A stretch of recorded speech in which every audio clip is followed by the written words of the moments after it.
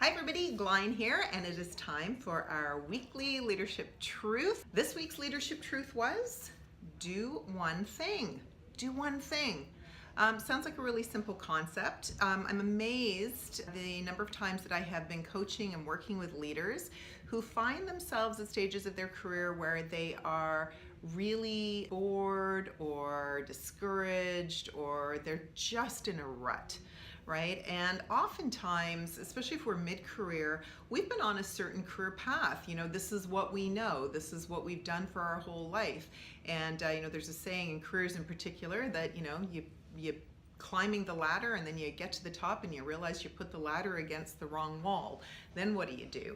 And I think for any of us who've faced that kind of career malaise, I will call it, it can be like being in a dark tunnel because we don't know what to do next, and it can actually be very overwhelming. And I think if you're a high achiever, which is the group that we work with, type A personality, that is probably the most uncomfortable feeling.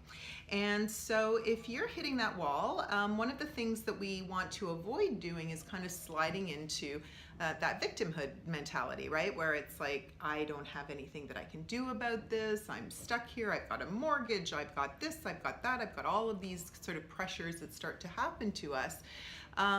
But doing one thing can start to break that pattern.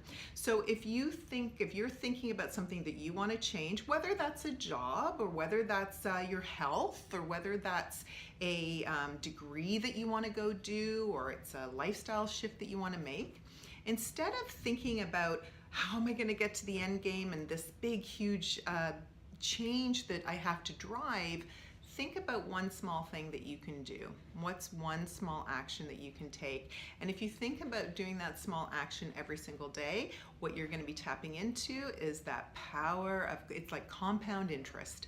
You're just going to be building and building and you're building momentum. But what you're also doing, which I think is the really key thing, is you're building your internal momentum.